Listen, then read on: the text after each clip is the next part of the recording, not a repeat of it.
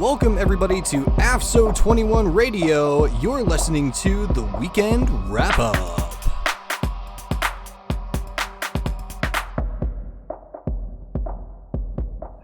Welcome everyone to another episode of the Weekend Wrap-Up here on AFSO 21 Radio. Folks, I'm your host, Kevin Ferrara, and this episode, we're going to do a little bit of a recap of what we talked about last episode.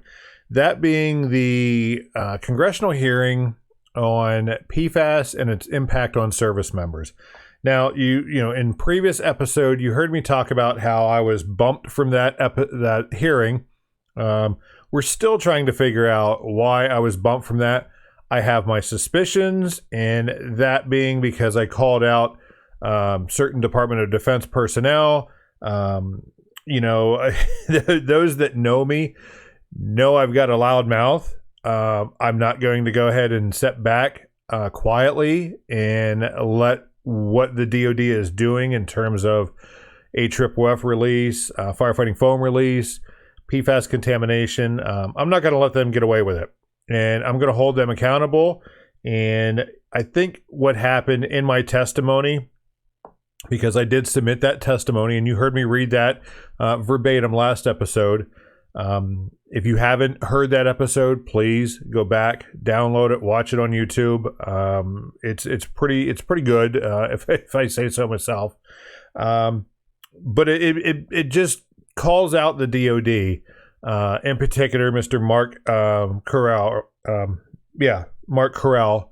That, you know, when the Air Force, when the DoD says, hey, anytime there's a firefighting foam release, we're going to treat it as a hazardous materials. We're going to clean it up. We're going to do what we can, to protect property, contain all that, the blah, blah, blah.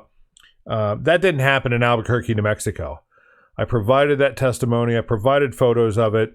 And it was too coincidental once that transcript or that testimony, was given over to Congress, and I'm sure it was shared with the DoD. My name was immediately pulled. I get a phone call or an email, shortly afterwards, and say, "Hey, can we chat?" And then I'm told over the phone, we're going to reschedule the hearing, and oh, by the way, you're no longer going to testify. So, that's just me. That's my opinion. I could be wrong. Who knows? But just knowing the way shady things are going on with this whole PFAS cover-up, and folks, let's be honest, it is a PFAS cover-up from the DoD, and that's not just me saying that. That's other individuals, former leaders in the military are saying that as well. So it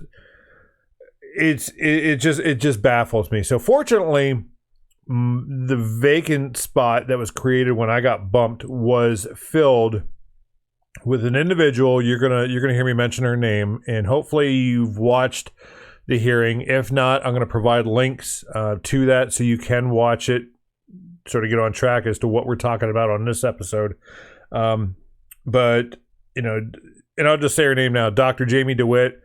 She from East Carolina University. She's a researcher. She's a scientist.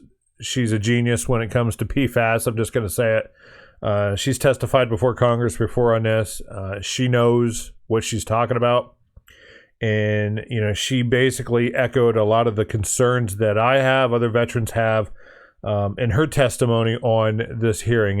And I should say that the hearing, remember how I said it was rescheduled multiple times?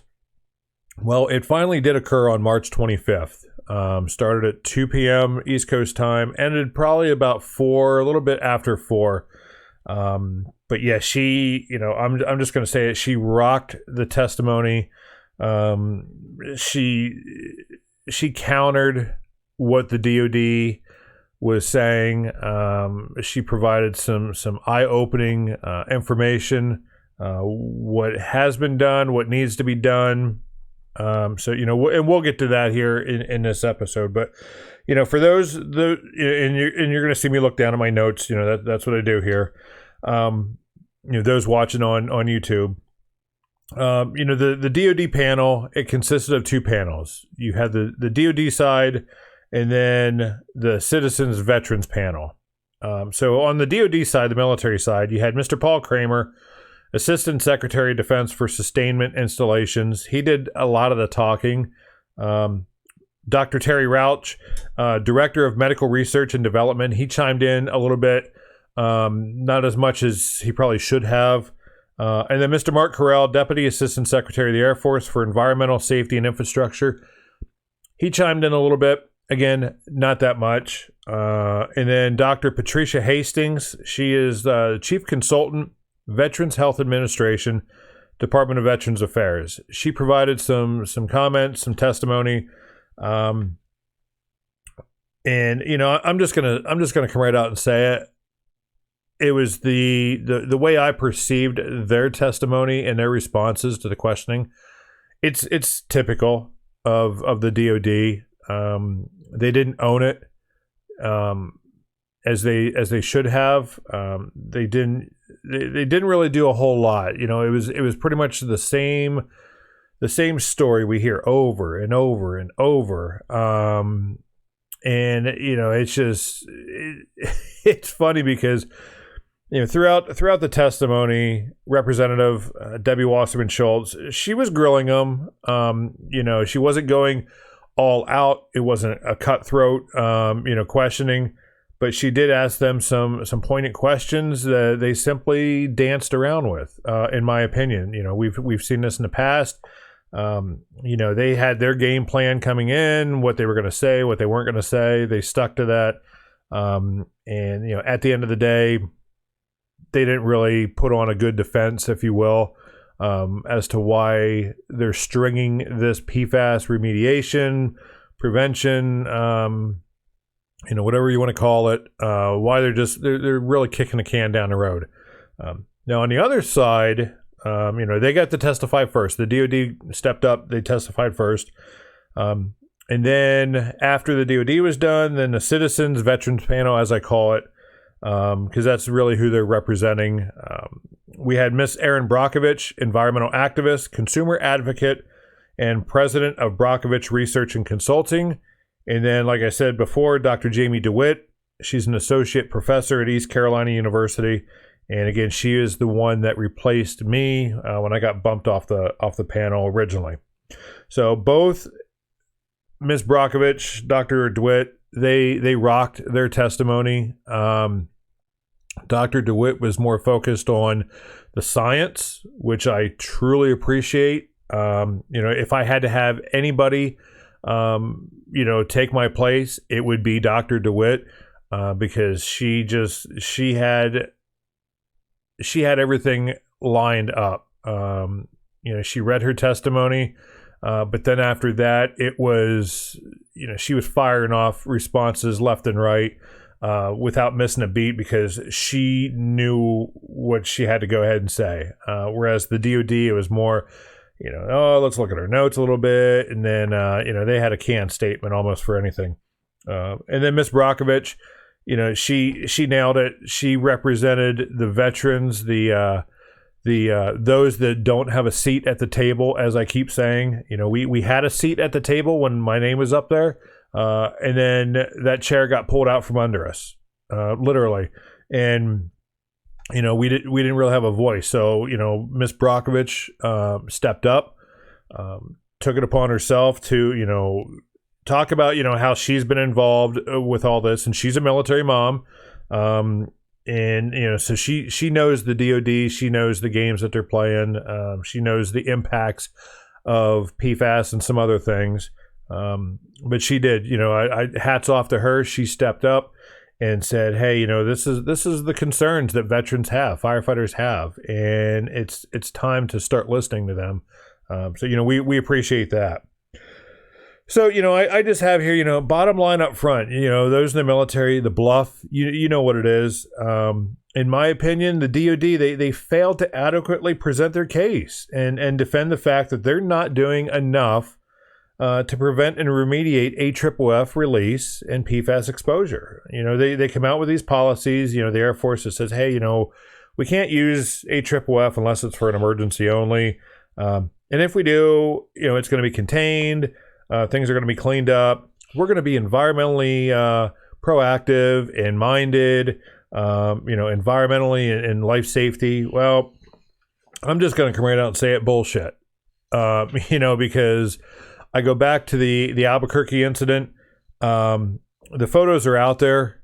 You go to the Kirtland Air Force Base Facebook page, scroll through the photos, you're going to see pictures of the guys out there. And again, I am in no way holding the firefighters accountable for this, for releasing the foam. They were doing what they were told to do based on leadership guidance, policies that are in place, the belief that this new C6 foam that the Air Force has been foot stomping, that is more eco-friendly, environmentally friendly.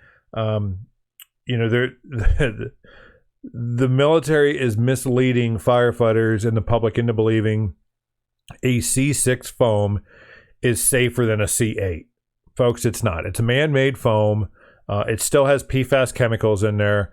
There's still chemicals. You look at the safety data sheets on these foams, there's high percentages of unknown toxins, unknown ingredients, if you will, that are in these foams. And these manufacturers know it. They're not saying anything about it because they fall back on industry trade secrets.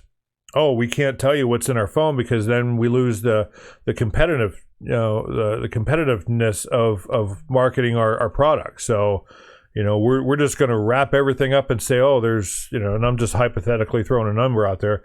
There's like 23 or 33% of unknown toxins or, toxicity in our product. So, well, folks, what the hell are those chemicals? That's what we want to know.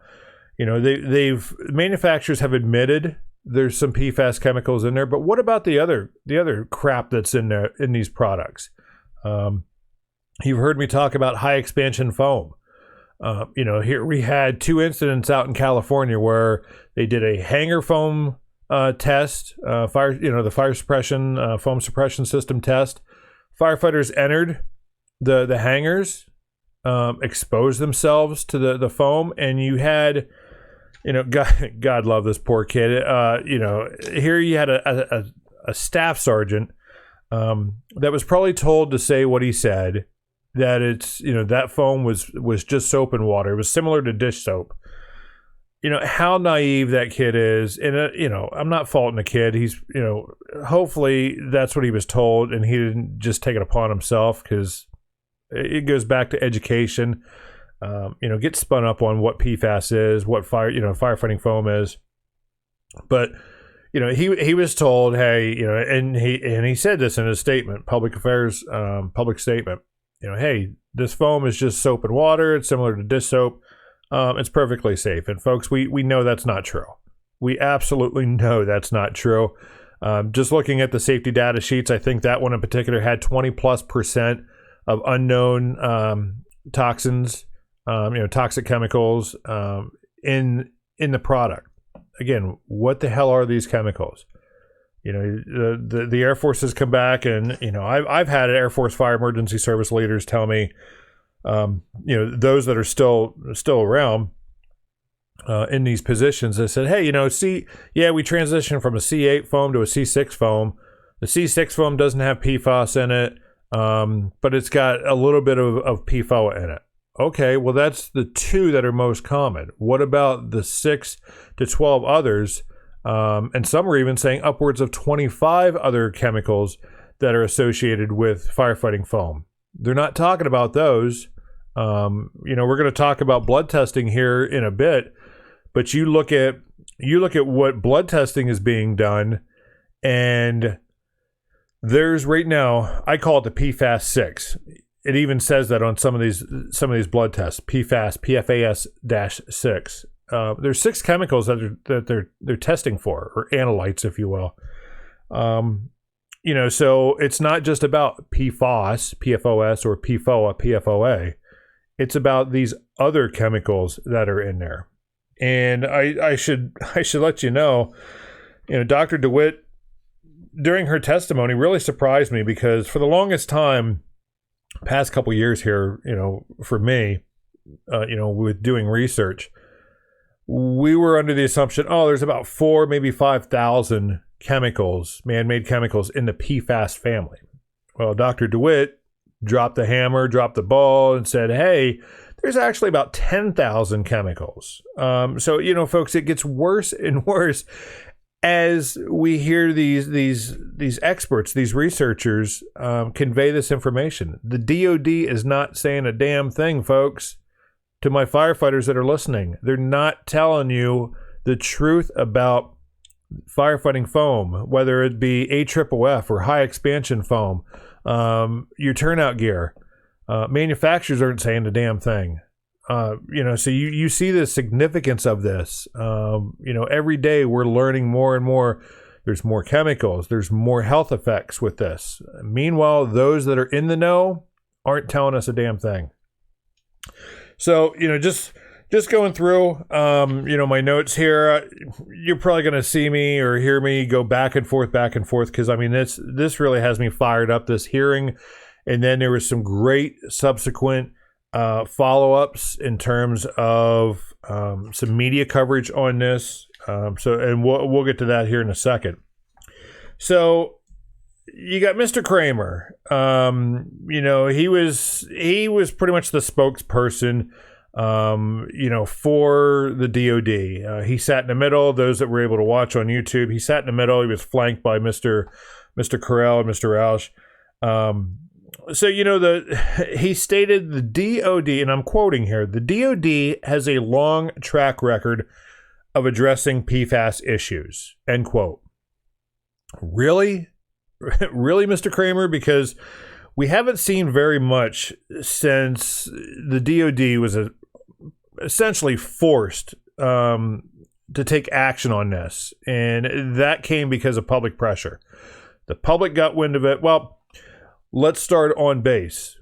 Military members, service members were getting some concerns, and then it went public, and then it got to the congressional reps, either local, state, or federal reps.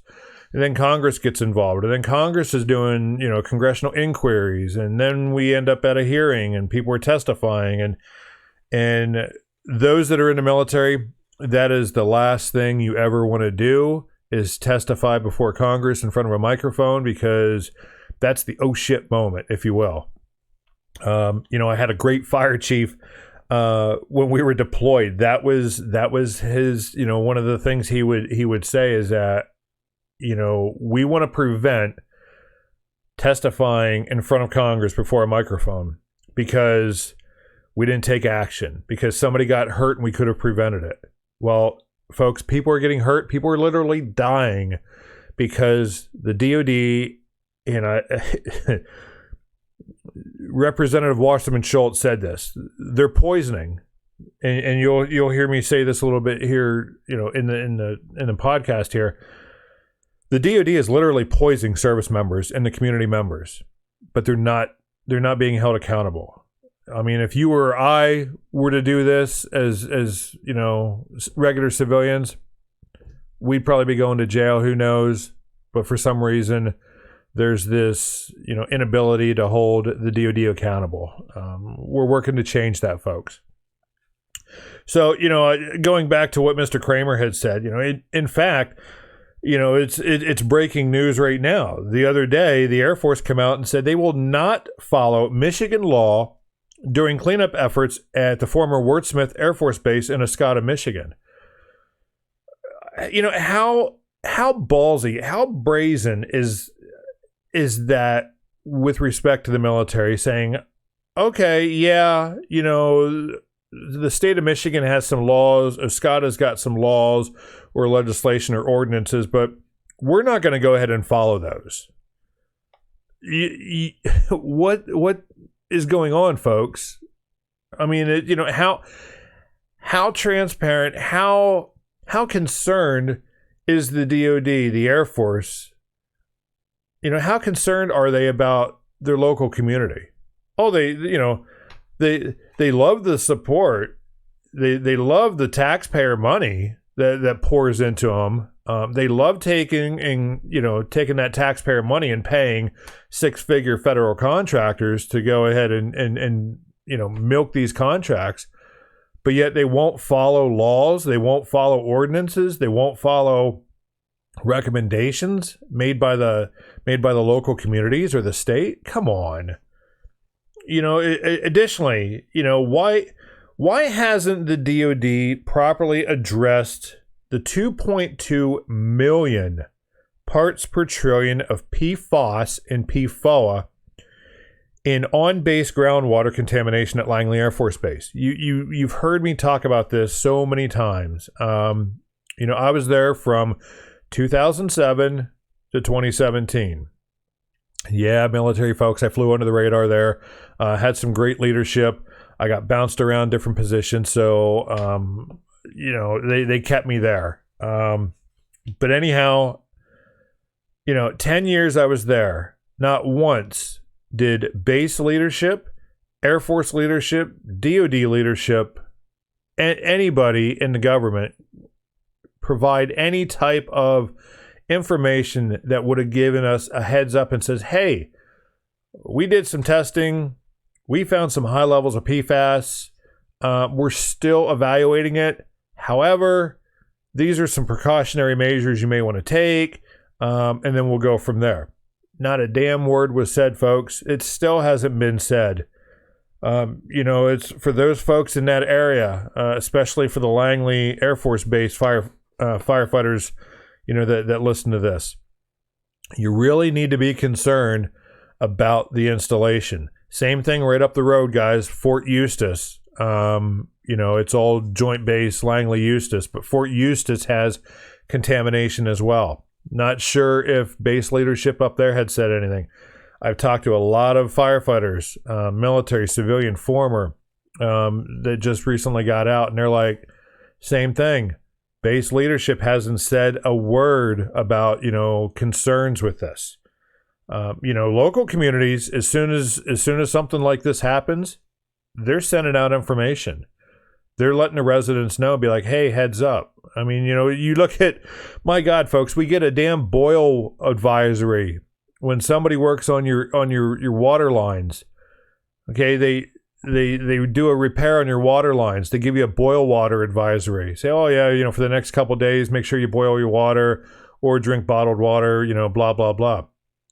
What the hell's the military doing? What the hell's the DoD doing? They're not doing a damn thing. That's what I'm getting at, folks. They know the contamination is there. And, one thing, Mr. Kramer had stated, I think the question of Laughlin Air Force Base had come up, and that's got some significant contamination down there. And, he tried coming back and he's like, well, there's no correlation between groundwater contamination and drinking water. So meaning, yeah, they know groundwater is contaminated. It's hot. It's polluted, but it hasn't made its way into the drinking water system. So it's really not a priority. It's not something, we're focused on right now. We're more focused on drinking water. Well, folks, if it's in the groundwater, it seeps into the underground aquifer systems. Water doesn't just magically show up. It's got to come from somewhere. So whether it's out of the ground, out of a stream, water tributary, anything like that, these aquifers flow into these tributaries. You look at Goodfellow Air Force Base. You've got contamination on or surrounding the base. That contamination flows into the Concho River. Concho River goes into Lake Nasworthy. Water's pumped out of Lake Nasworthy and goes into San Angelo and back into Goodfellow. It's a circle, folks. You're getting your water from somewhere. It's got to come from somewhere. So if it's in the groundwater, eventually it's going to make its way into a drinking water source. So again, that's the mentality of the DoD, is that, well, if it's not in the drinking water, it's not a high priority. It needs to be. And it's so. Looking at my notes here, during the testimony, like I said, it's the DoD essentially knew there's groundwater contamination. But again, it's not in the drinking water. It's not a priority. What are their priorities? So, the DoD was asked about research. As the testimony progressed, they were asked about research that both the DoD and Veterans Affairs are doing on the impact of PFAS exposure on service members and veterans, on surrounding communities, the environment, and really they were looking at, what research is being conducted. Well, Dr. Rausch responded by saying they're closely monitoring the research out of the CDC. Closely monitoring. What are they monitoring? I haven't seen anything out there. That's the first time that I've heard that they're closely monitoring research out of the CDC. So then when Representative Wasserman Schultz, she reclaimed her time because Dr. Rauch was sort of, dancing around the answer. So she reclaimed her time and then asked specifically what the DOD was doing in terms of this research. And Mr. Rauch stated they're conducting two studies. And he stated one is focused on cancer. And after he was talking for a little bit, he said it's testicular cancer.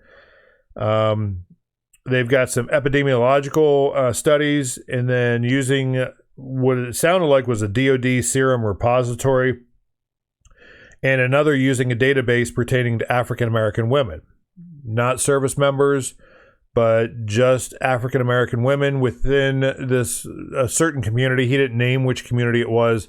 That was adjacent to one of the former military bases. Interesting that that's the only two that they picked.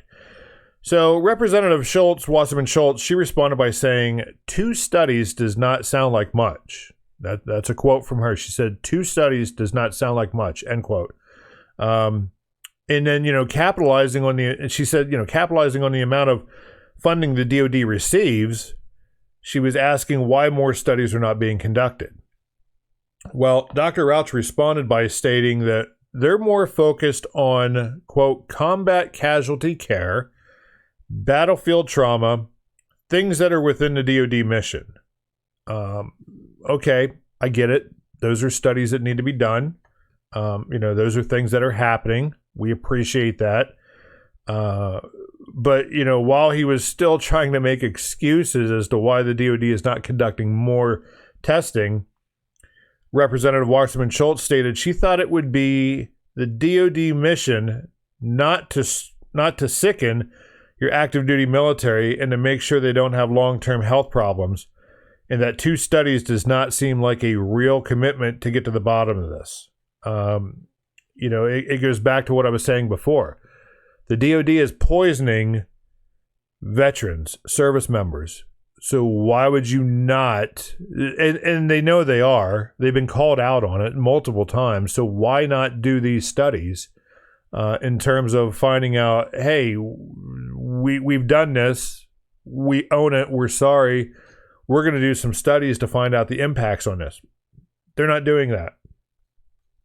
And, especially with firefighters. So, I have to ask, how many more service members, veterans, firefighters, family members, local citizens, how many more have to get sick or die before the DoD really, folks, gets off their asses and conducts these research studies, whatever they want to call it. How many more have to be impacted before they do that? So here's, this was a highlight of the, there was many highlights in this hearing. One of them was when Representative Wasserman Schultz, she asked, if the DoD could do more with additional resources to focus their research. And, Dr. Rauch replied, they could do more if there was congressional direction, basically directing them to do so.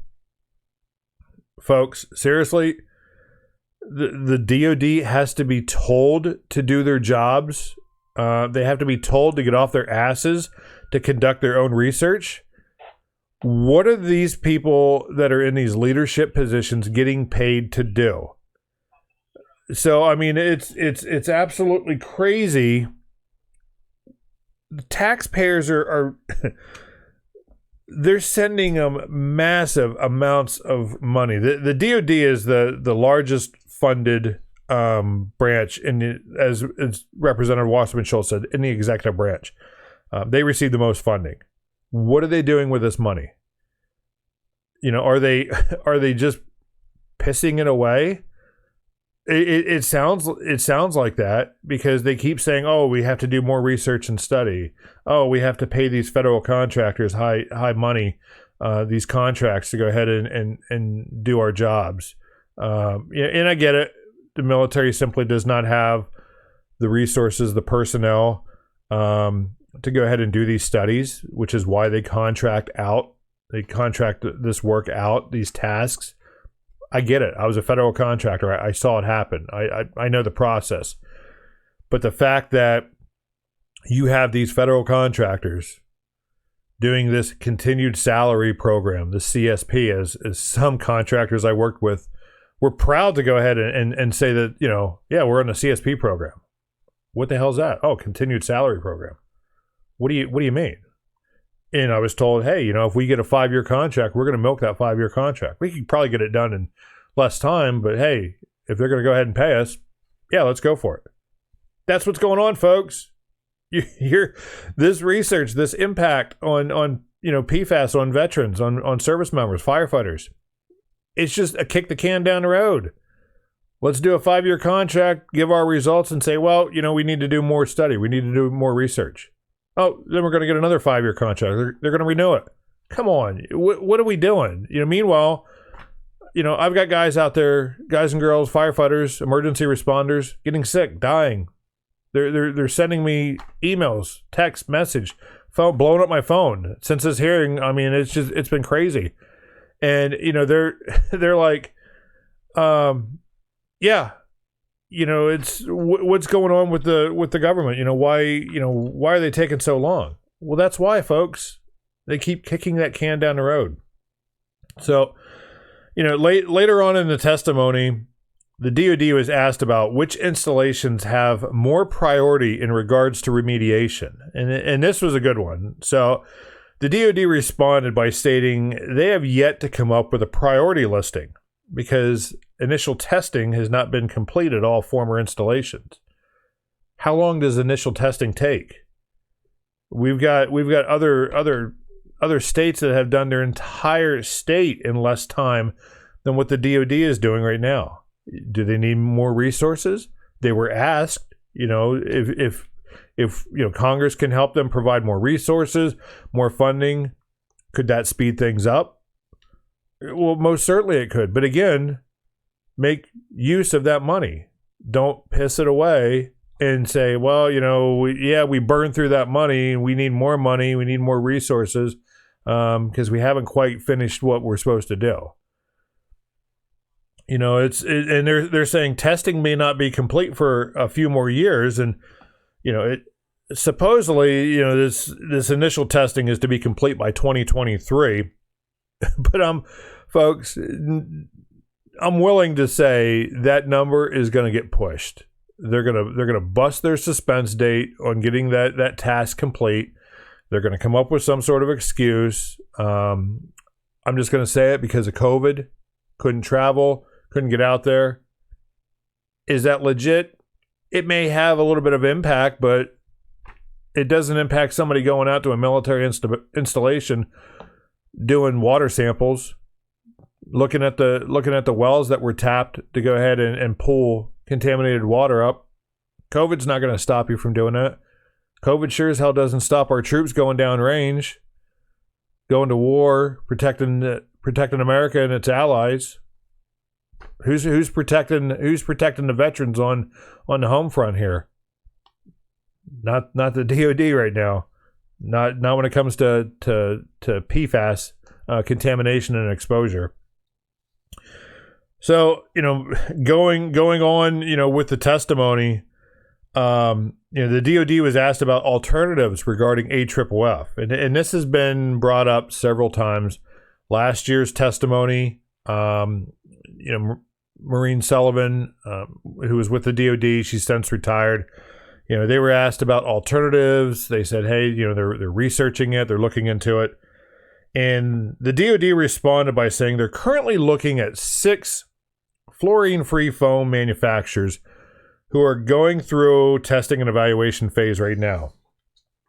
And what I found interesting is they even said this in their testimony, is that they plan on redefining the mil spec. What does that mean? You've got a current mil spec when it comes to AFFF firefighting foam, and that's what some of the concern was when they went from a C8 foam to a C6 foam, is that it had to meet mil spec. Well, it did, and that's what they got. So now this fluorine-free foam, and oh, by the way, the according to the FY 2020 NDAA, the use of fluorinated foams is going to be prohibited starting fiscal year 2024. So, they have to go to this fluorine-free foam, and so they're narrowed down to 6 manufacturers. They didn't name who the 6 are. We find out. We'll find out, and then we'll get that info back to you. But my question is, are these 6 manufacturers doing their testing evaluation using the current mil spec? Because if they're doing it using the current mil spec, and then the DoD comes out and redefines that mil spec, are those 6 manufacturers, or if they go down to 1, whoever gets the new contract, is their product going to have to go through another round of testing? Or are they testing using this new proposed redefined mil spec that we haven't heard about? Unknown what's going on, folks, because there's a lack of transparency. And one thing that's interesting is that the DoD testified that they're doing this testing out at China Lake. Well, China Lake's a hotbed for PFAS. It's contaminated, so you're going to keep contaminating the area out there. So for those in the China Lake area, get ready, because more contamination is coming your way. Whether they say it's fluorine free or non-fluorinated foam, it's still a man-made product. There's still chemicals in there that how we talked about before. What are these unknown toxins, these unknown chemicals that are in these products that they're not required to go ahead and list or talk about because of trade secrets, or because they're not regulated. They don't have to go ahead and talk about them, or show them up on their product listing. We have no idea. So is fluorine free foam safer? We have no idea, to be truthfully honest, because we haven't had, and when I say we, I'm looking at the fire service, I'm looking at society as a whole, hasn't really done a whole lot of testing on humans. So and if testing has occurred by these manufacturers, what's going on? Reveal that information so we know, we can say, yeah, with certainty, fluorine free foam is safer. Don't just tell us, prove it. That's the thing. These foam manufacturers are very reluctant to prove that their products are safe for humans, safe for the environment. They'll tell you one thing, and then we find out years later that's not, what they told us isn't the truth. So now, one thing you've heard me talk about this before, the FY 2021 National Defense Authorization Act actually has verbiage in there that whoever comes up with a fluorine-free foam, a non-fluorinated foam, could get a $5 million prize. Well, is any of those 6 that are currently being tested and evaluated, those manufacturers, it sounds like they've narrowed it down. So one of those 6 could get this $5 million prize using taxpayer money. Again, money's got to come from somewhere, folks. Is again, I mean, this is the craziness of how this firefighting foam swap out is going. It's just it baffles me. So looking at Mark Carell, he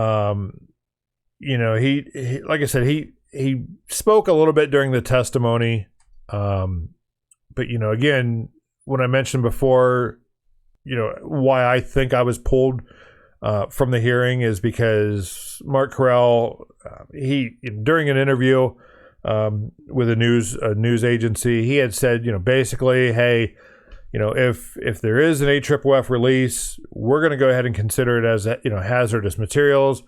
We're going to go ahead and clean it. We're going to contain it. We're going to make sure it's properly disposed of.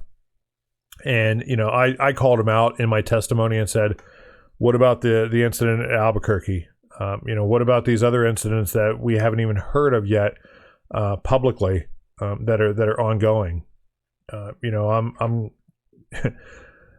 I'm very my ear is always on the rail, listening for things that are occurring out there, and I'm hearing various incidents that are occurring throughout the military across the globe that haven't made it to the public ears yet.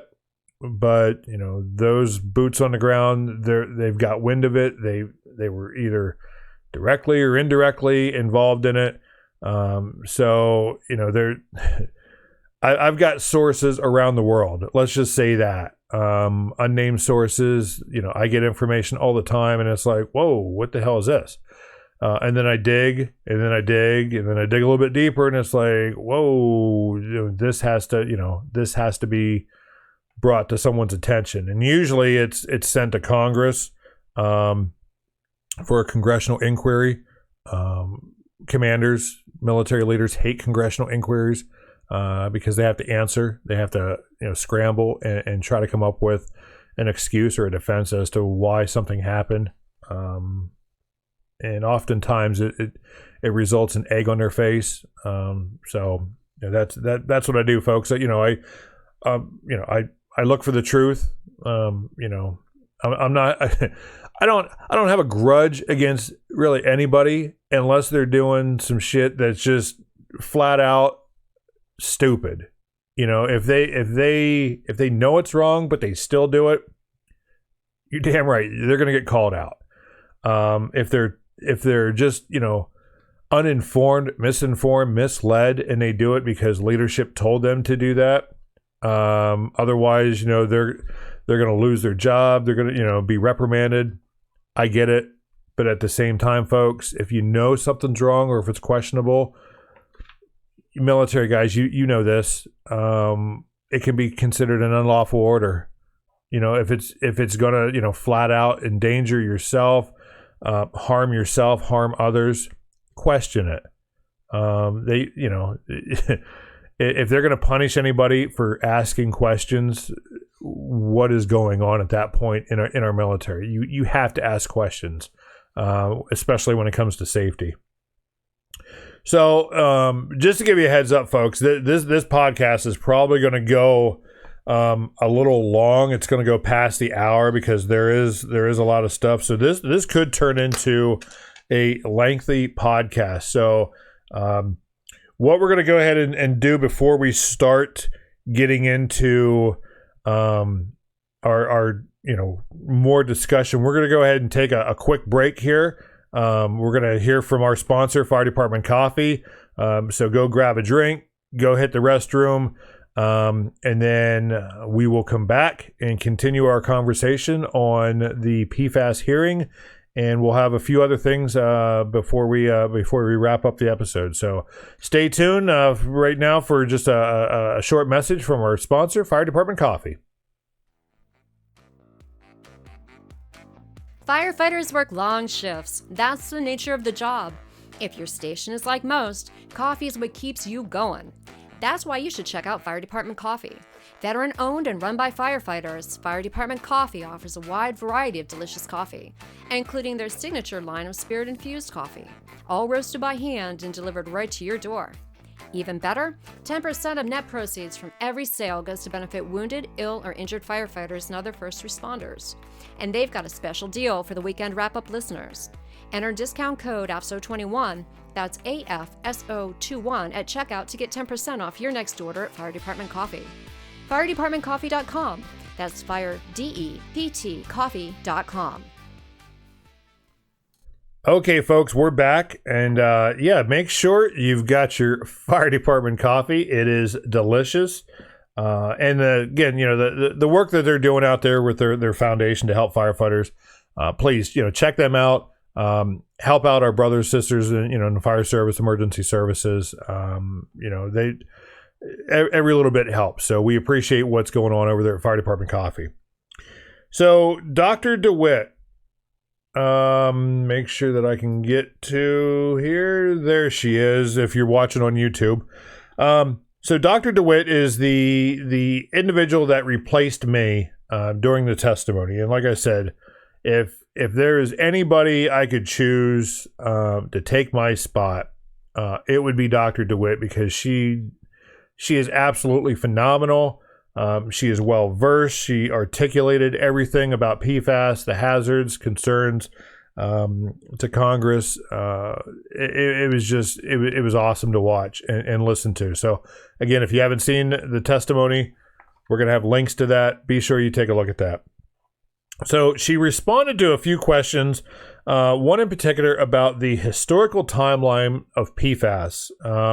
And specifically, they were asking, when were the first warning signs, sort of indicating when manufacturers knew, about PFAS. And she responded by saying manufacturers knew. Research shows, back they knew since the 1950s, the 1960s. Well, folks, that's going back further than what I've been saying. With the Air Force knew since 1973. Now we know the Navy invented AFFF in the 60s, and got a patent, and then 3M picked up, manufacturing, mass producing it for the Navy. But here, with PFAS overall, and when she says, from the 1950s, 1960s, we're not talking specifically about foam. We're talking about they knew about PFAS and the hazards associated with it since the 1950s and 60s. So that's of concern. And she said, as I've said before, they had all of this information, but they kept it under the rug. They kept it from the public. They kept it from the local communities where their effluent, their waste was pouring into local tributaries. The waste pipes, for the longest time, you could see these waste pipes coming, from the buildings. It goes into these, tributaries, streams, lakes, creeks, anything like that. It's just absolutely amazing. We had here in central Pennsylvania, had a local paper mill. PFAS is associated with paper mills, and there's still a few drains up there that shows water. You can see it from the old plant, the old factory that went from the factory out into the local creek. So, there's a potential PFAS was poured or released into a local tributary to where it seeps into the ground, gets into the drinking wells, and now we've got individuals contaminated. And where I'm at here in central PA, there is a high rate of cancer in this area. And, so it's do the math, connect the dots, and, you'll find the source and go from there.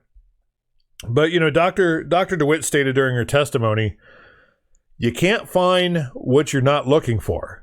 And I heard a little chuckle from Representative Wasserman Schultz, and it's true. You cannot find what you're not looking for. And she continued by stating, well, if you're not measuring PFAS in people's blood, tissue samples during biopsies, or after someone passes away, after they die, and you do an autopsy, you gather some samples, you test them. You're looking for PFAS, but you're not going to find that if you're not doing the testing. And this is where I was really upset with the VA by posting on their own website that says they don't recommend a PFAS blood test because 95, 99, the high 90% of the U.S. population has PFAS, detectable levels of PFAS in their blood. Okay, I get it. There's thousands of products out there, consumer products that have PFAS, but you still got to do the damn blood testing, folks. The DOD, you're testing active duty military and DOD civilians, but you're completely forgetting about the veterans. So for that veteran that retired just before 1 October of 2020, you don't get your blood tested. For some reason, the DOD, the military, thinks once you retire, once you walk out the front gate, all of your problems, poof, magically go away, and it's of no concern to them anymore. That's bullshit, folks. They caused the problems. They're on the hook to figure out how to fix the problems, whether it's in the environment, drinking water, groundwater, or those that proudly served for the military, i.e. veterans, firefighters, emergency responders, their families. We often forget about family members that are sitting back and, while husbands or wives are deployed, they're back at the home station drinking the contaminated water, dealing with, PFAS around the installation. What about them? Nobody talks about them. I am. All the firefighters that I've been talking to, that's a concern. I've got firefighters calling me, left and right, and they're like, maybe there's nothing they can do for themselves. They just want to make sure, if something happens to them, that their families are taken care of. Their kids, they get to grow up and not be sick. That's what we're looking for here. But it just seems like, again, you can't find what you're not looking for. And it almost goes back to that, what DOD said in their previous testimony is that, well, if they get congressional, direction, maybe they'll do it. That's what I'm hoping. I'm working with Congress. I'm asking them. I'm reaching out to them and saying, hey, we need to have blood testing for former veterans, former firefighters, and then we can figure out what's going on. It's at the end of the day, like I said, Dr. Dewitt, she nailed it, emphasizing the importance of sampling blood or tissue to see how much PFAS is, it's absorbed into the body. And she mentioned one thing towards the end of the hearing there in her testimony is that there's researchers out there, they're doing what's called fingerprinting. And I honed in on, I leaned in a little bit more as to what she was saying, and it's fingerprinting of PFAS chemicals, explaining, a service member, upon entering the service, they could have their blood, drawn. It would be sampled to see if there's detectable levels of PFAS in there, and if this fingerprinting is finalized, they could say, okay, well, this PFAS is associated with food packaging exposure, cosmetic exposure, exposure to waterproof clothing, etc. And then she said prior to that service member either separating or retiring from service, their blood sample is going to be looked at again. Now, they're going to do this every year, but she's looking, at the beginning of the career, end of the career. So at the end of the career, this individual's blood would be sampled, and then they could say, yeah, your PFAS levels were elevated, and now we see that you were exposed to AFFF, high expansion foam, chemicals in your turnout gear. So, I mean, this is something that's really interesting. I'm going to be following up on. I'm going to be talking to Dr. Dewitt. I'm actually working with her to get her on the podcast here. So stay tuned for that. Hopefully we we get a schedule set where she can be a guest here on the show and explain a little bit more about the fingerprint studies. But she said, and they're currently being conducted right now. So like I said, the big thing, looking at the blood testing is, during her testimony, she didn't really come out and talk about, with the testing with military and DoD civilians. But like I said, for those that are currently serving, you're starting to get your results in. I've gotten, anonymously some numbers back. I have no idea, where they came from. It just shows up in my inbox and says, "Hey, can you take a look at these numbers? What do they mean?"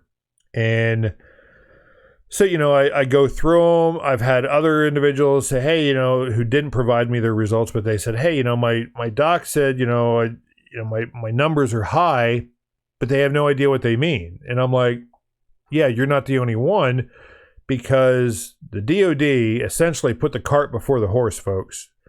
They're doing blood samples, which is great. We won that challenge to get blood testing done, and they're gathering a baseline at this point, but they don't know what to do with the numbers. And and the reason being is because there's no national standard, there's no national average. There are research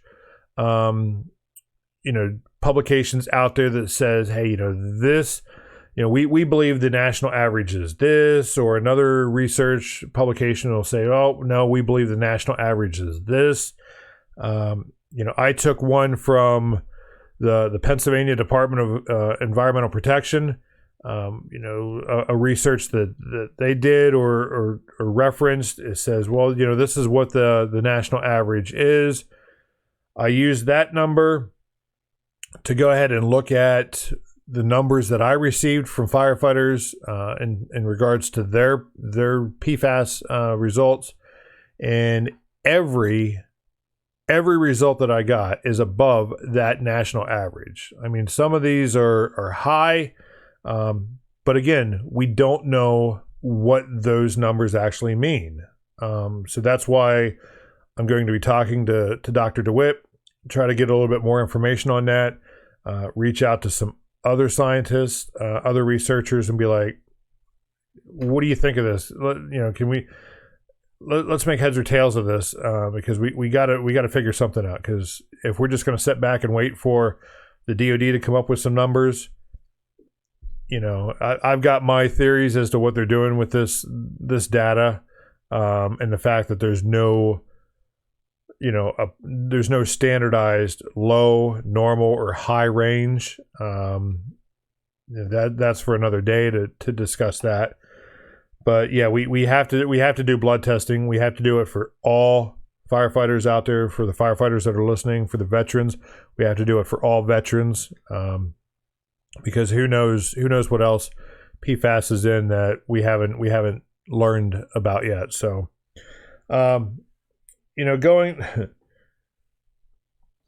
looking at, as the hearing wrapped up, we have Miss Erin Brockovich, who I consider a great friend, a great ally in the PFAS fight, if you will, because really it is a fight. It's a battle. Unfortunately, not so much against the chemical itself, but those that produce it, those that supply it, those that sit back and watch end users like firefighters, emergency responders, expose themselves to it, and not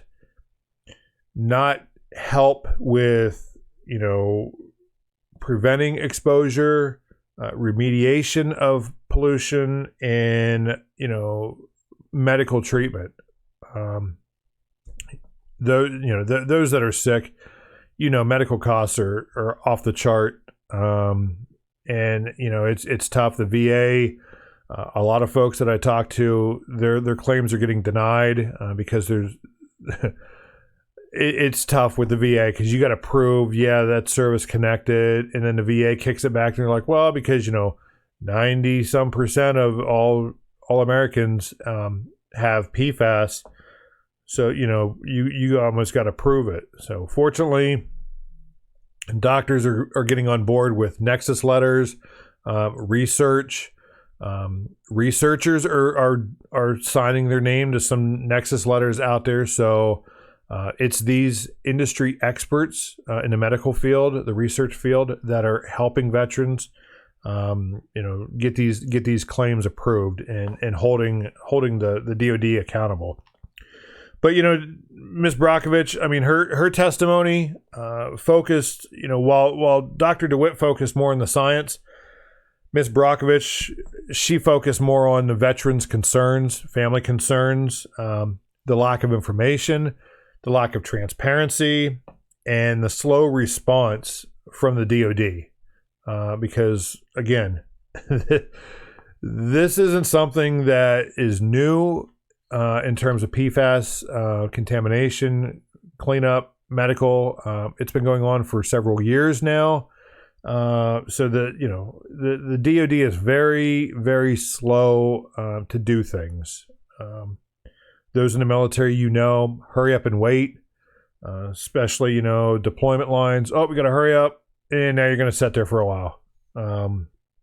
Let's just get this mission going and completed as quickly as possible. That's really what needs to happen. So, Erin stated, veterans, I've said this, Erin echoes a lot of what I've said.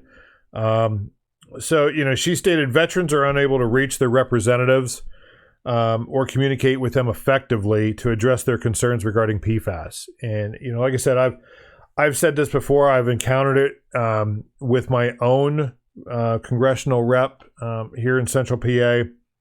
Believe me, it's frustrating. Considering the amount of evidence, there's overwhelming evidence that shows firefighting foam, AFFF, high expansion foam, chemicals that are put in turnout gear. It is linked to cancer or other debilitating medical illnesses. It's just so that's where Erin come into play on all of this.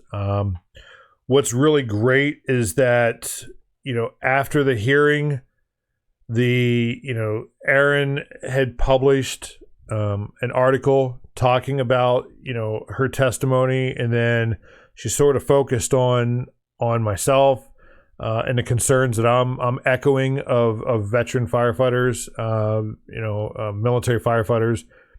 So, I'm going to go ahead and attach that link as well. You can read it.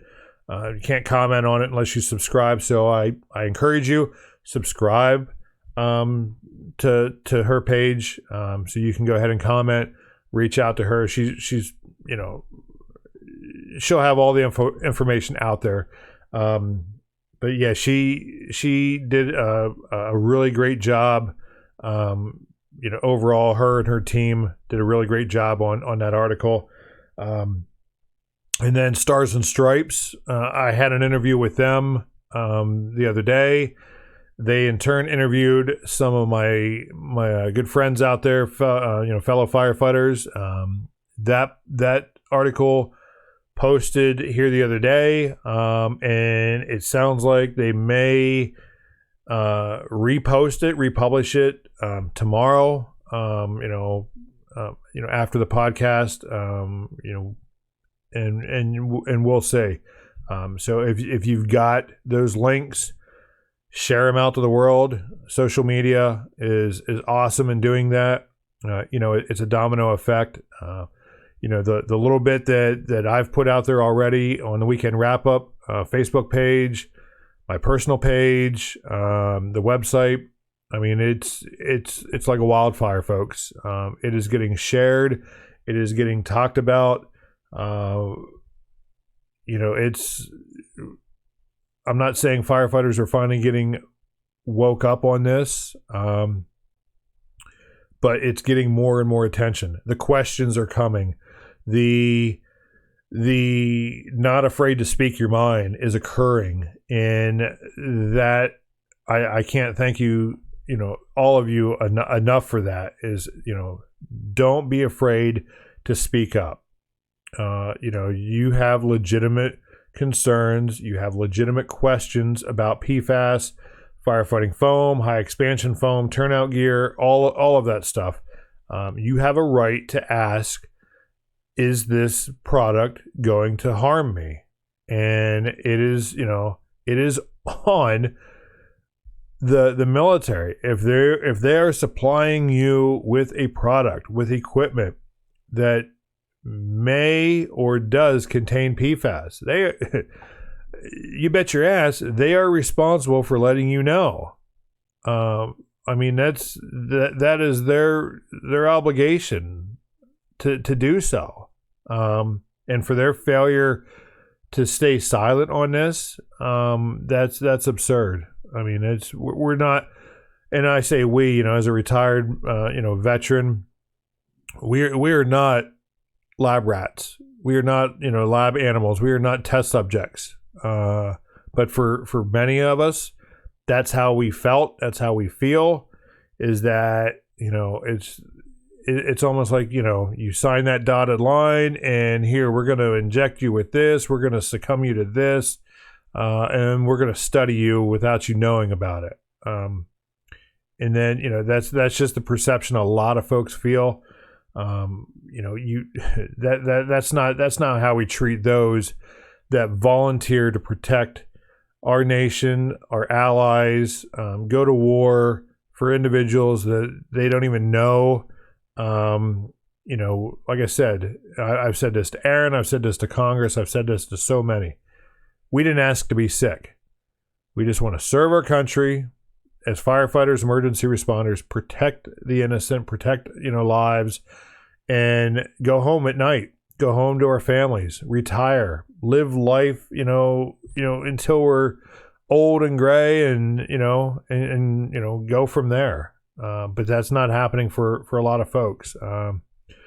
So some folks have said, what are your thoughts on the hearing, and and why I was bumped. You've heard me talk about that. Overall, I think the hearing was effective, in that it showed, really how out of touch the DoD is with the fact that, they have and continue to pollute former and current military installations.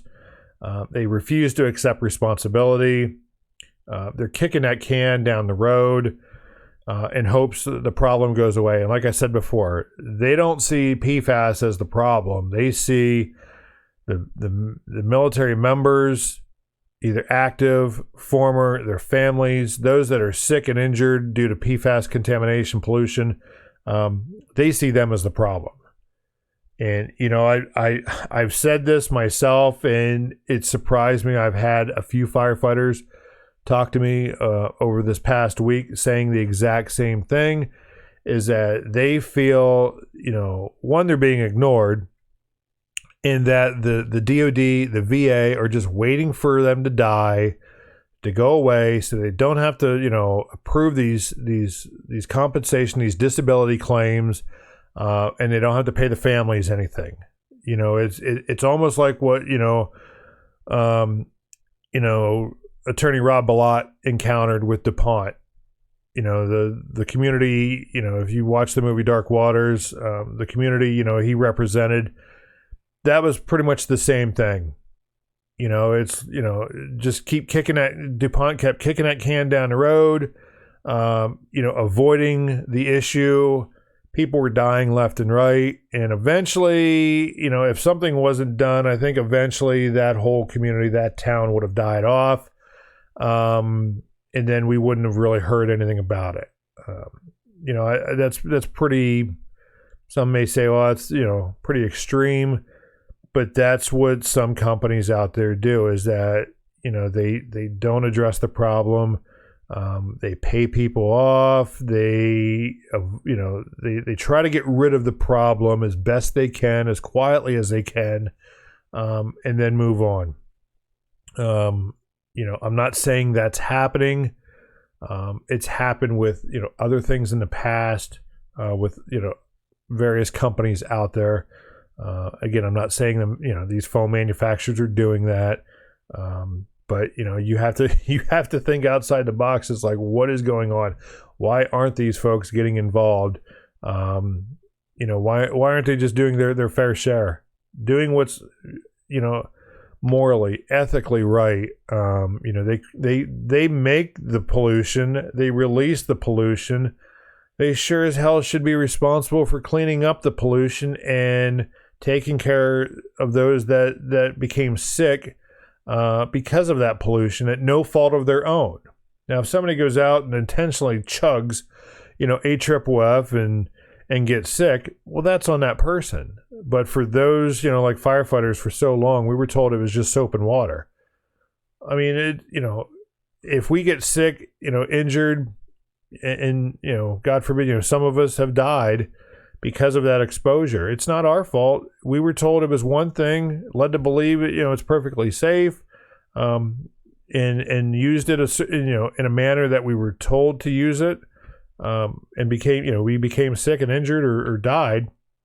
It's not our fault. It's got to go back to the manufacturer. It's got to go back to the DOD, to take responsibility for that. So, that's, God, I'm getting cotton mouth just talking about PFAS. So I want to get off that subject for now. That's the hearing. I could really go, full in depth with this, but I'm not. Like I said, I'm going to put the link out there. I'll let you folks watch the hearing. I'll let you read, the follow-up interviews with Stars and Stripes and Erin Brockovich, and you can come up with your own opinions on that. Once I do put it on the social media site, on our Facebook page, AFSO 21 the weekend wrap up. I want you to comment. I want to see those comments flow in, and let me know what you think on that. So. Moving on, a couple things I want to talk about, as we progress here in this episode. Here in Pennsylvania, you've heard me talk about training, and the importance, training and certification. It's something that I worked hard with in the Air Force. To come up with a management plan, with civilians on career progression, what certifications they should have. Military, it was pretty much already established, but we worked on the civilian side and says, hey, based on these positions, this is what your certification levels should be, education levels, all the way up to the fire chief. But here in Pennsylvania, it's very interesting in that there's no requirement. And here you see Senate Resolution 6. And this is their final report. Those that are watching on YouTube, you see a little graphics, SR6. Final report was in 2018. But, with that, they're basically saying there's no standard level of training for Commonwealth Fire Services.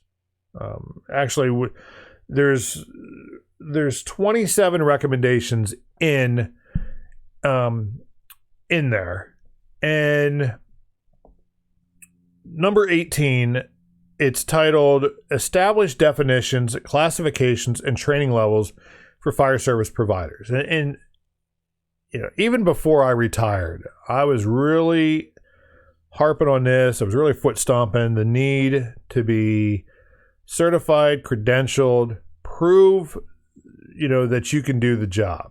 Because really, folks, it comes down to a liability issue. We look at EMTs, paramedics, they go through the training, they go through the certification process in order to get their license.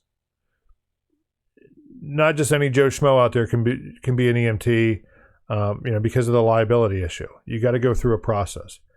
Unfortunately, when it comes to firefighters, volunteer firefighters here in Pennsylvania, not so much.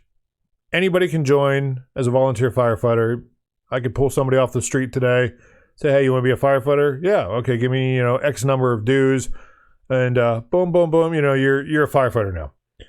So, and then that person goes out, responds, you give them a set of, turnout gear, all the proper PPE. They go out on the fireground scene, do their thing, and something happens. They're pretty much exempt from liability because they're through that umbrella being in the department. They've got a little bit of protection on there. But where I really get involved in this is in terms of when you're receiving taxpayer dollars, when you're receiving something either directly from even donations. People donate to volunteer fire departments all the time, and the big misconception is that firefighters are properly trained, but they're not, folks. Your career, your city departments, professional firefighters, if you will, they go through fire academies, continuous, education, training, certification, to maintain their proficiency. Whereas, and don't get me wrong, folks, I'm not slamming the volunteer fire department because I'm a volunteer myself. I'm slamming the system in that we're not holding volunteer firefighters, volunteer fire departments to the same standard as we do for paid departments. Looking at this recommendation 18, they even say right here, not having the proper level of training will lead to more injuries and possible line of duty deaths. In addition, the public will see an increase in civilian injuries and deaths. Emergencies are not discriminatory, and they do not care if the first responder receives a paycheck or not. It will strike the rich as well as the poor, and we have a responsibility to act. Absolutely, folks. So the resolution is they want to have professional certification as the standard needed across the Commonwealth. Includes NFPA Firefighter 1 certification, FEMA, ICS 1, 7, and 800, and then national professional certification, either IFSAC or Pro Board, certifications on that.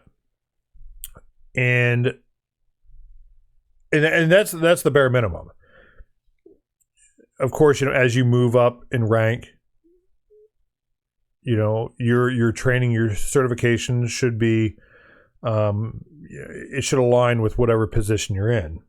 And the problem I see is that throughout the Commonwealth, a lot of the line officers, chief officers, barely have firefighter 1. Some do, some don't. And it's like, how can that individual be a fire chief or a line officer if they don't have the minimum NFPA qualifications? And it goes back to, again, the Commonwealth. And again, I'm not slamming the Commonwealth. It's been a broke system, and this, it's not just here in Pennsylvania. It's across the country, across the world, really, in terms of proficiency. I'm just being here in Pennsylvania. I talk about this. I fight for training certification, professional standards, but we get a lot of pushback. Not just here in Pennsylvania, but other states as well. Having this certification level, this proficiency standard, does several things. First and foremost, it shows your competency on an emergency scene. You say you can do this, well, now prove it. It's like the military fire departments that are now becoming accredited. You say you're doing something, well, prove it. And then you have a peer assessment team come in. They validate, yeah, you've proven yourself, and then you get that little sticker, you get that plaque, for the next 5 years. Same thing with, firefighters, whether you're paid or civilian. You go through the training, the certification process. You've proven to yourself, to your department, you're capable. It also proves to the community that you serve that you're capable. Having certification also helps you when applying for grants, funding.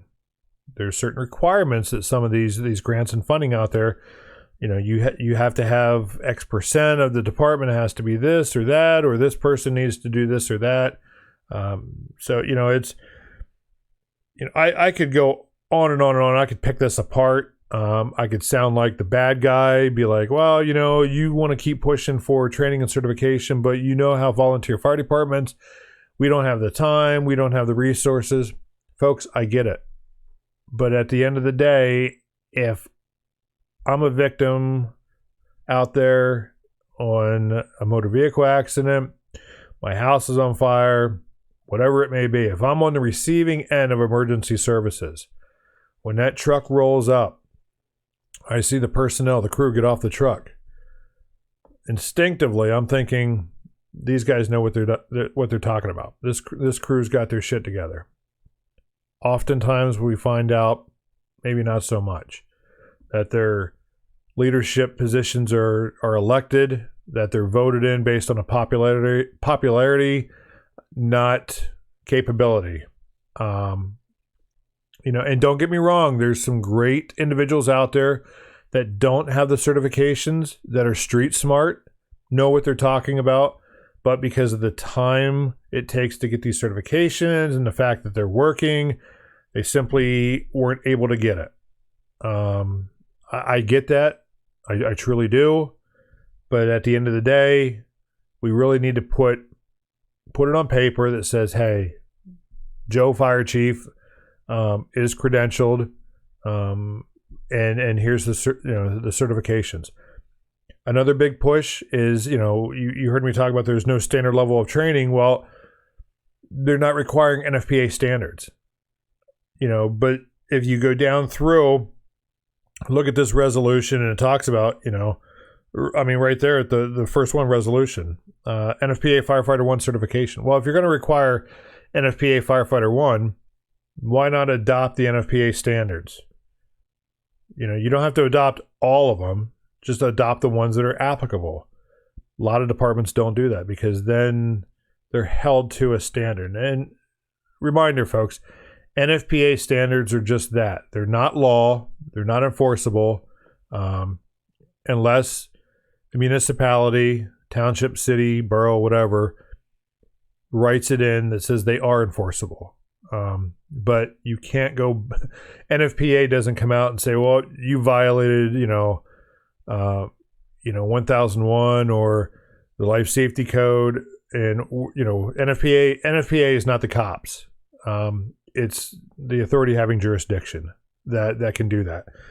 But in order to get there, you have to adopt the NFPA standards. And a lot of them don't because, again, they fear that, well, by doing so, it's going to, put at risk recruitment, retention, capabilities. But, in my opinion, if you want to be a fire department, if you want to be credentialed, if you want to be eligible for all these other opportunities, put forth the effort. The dividends that you receive afterwards are going to be substantial, folks. So just think about that. It's I'm sure I'm going to get flack locally about this because we'll just end that topic there. So one thing I want to end on, and like I said, folks, this episode is going long because there's a lot of stuff on my mind this week. Social media has been blowing up a little bit on some of the groups I'm in about putting turnout gear on your children.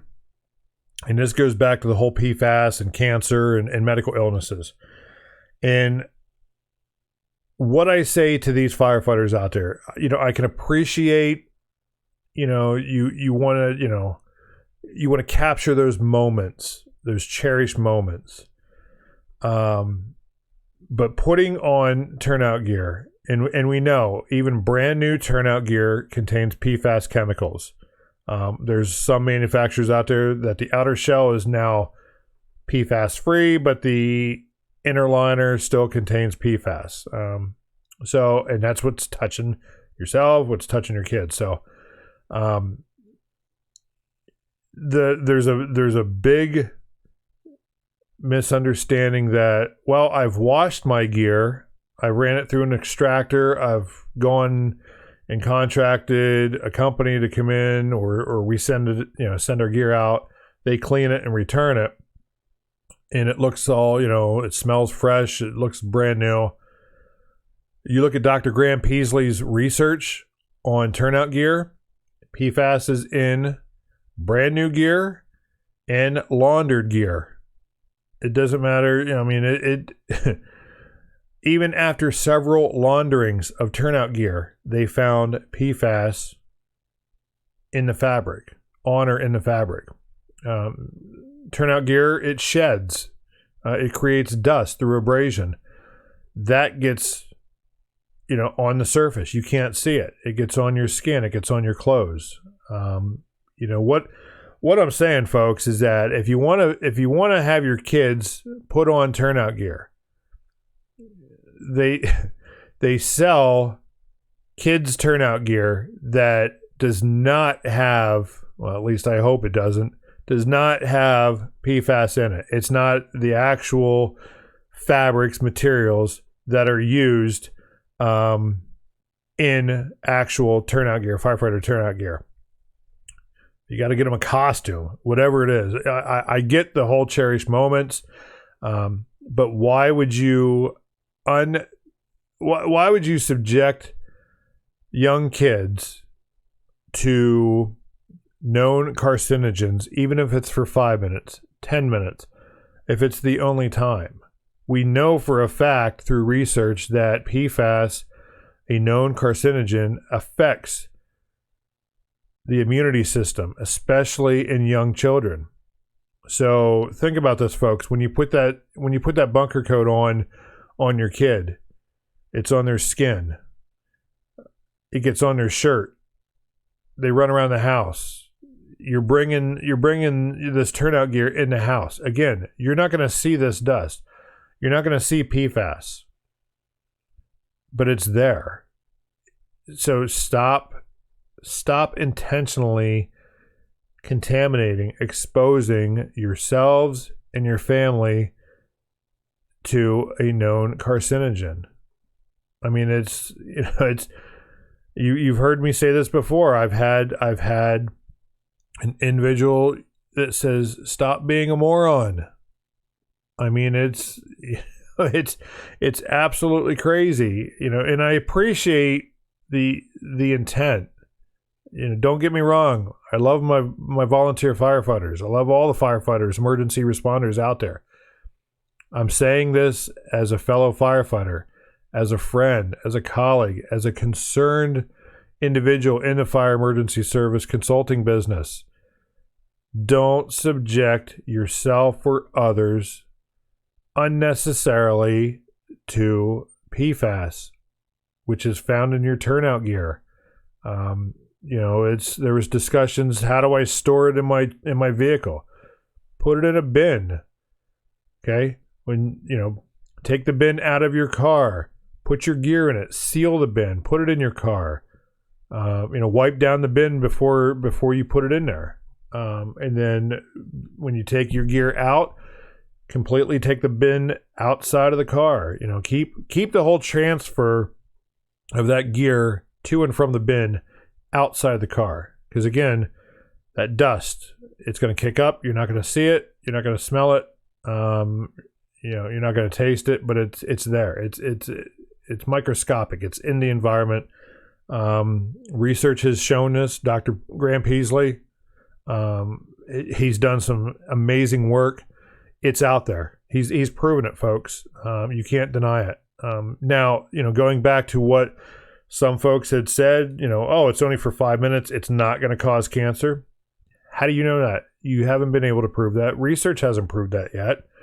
We don't know. And again, it goes back to, you may not see the signs and symptoms today, but you may see them 10, 20, 30, 50 years down the road, and then something pops up and be like, whoa, that's odd. Why do I have this? Oh, it's because of that one time that you were exposed, because everybody's body reacts differently, and children are more susceptible to absorbing this PFAS. They're having their immunity system affected than adults are. So all I'm saying, folks, is that think before you act. Be careful what you do. It's look out for each other, firefighters and family members. So with that, folks, my mouth is cotton mouth. This is the longest podcast we've done.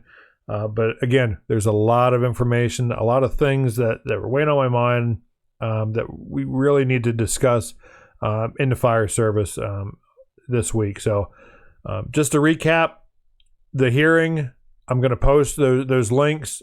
I want you to chime in, on our Facebook page, on the YouTube channel. Please subscribe. I'm not going to figure out where it's at. CJ Ferrara, you were giving me a hard time. I couldn't figure out where the little button is, but it's going to be the fire symbol down in the lower corner. Just click on that. Subscribe to our YouTube channel. For those listening on a podcast, give us a like. Let us know what you're thinking. As always, you can send an email either to podcast@afso21.com. That's podcast @afso21.com, or contact@afso21.com. Either one, we'll get it here in the studio, and we'll be more than happy to answer your questions. If you got concerns about PFAS, firefighting foam, those in the military with your blood test, we're here to help. If we don't have the answers, we have a network of folks that likely do, and we've been able to connect those individuals. This past week, we've had some good success stories this past week. So folks, with that, that's going to do it for another episode of the Weekend Wrap Up here on AFSO 21 Radio. You've been listening to me, Kevin Ferrara, for the past hour or so, ramble on about PFAS, blood testing, firefighter certification, and really health and safety when it comes to how you wear or offer your turnout gear over to your family. So with that, folks, as always, please stay safe, continue supporting your local fire emergency services. And as we sign off, you're going to hear from our parent company, AFSO 21 Consulting. So give them a look, see what they're doing lately here. So again, folks, I'm losing my voice. So with that, we're signing off. Stay safe. We're out of here. Veteran-owned and operated AFSO 21 Agile Fire Service Organization for the 21st century applies their extensive background in fire protection and emergency services to deliver support with identifying, developing, implementing, and maintaining strategies and techniques essential to operate and sustain an emergency response organization. AFSO 21 services include staffing analysis, risk assessment, standards of cover, training, management, and financial reviews. AFSO 21 is prepared to support your organization with increasing your capabilities values. For more information, please go to afso21.com. That's AFSO21.com.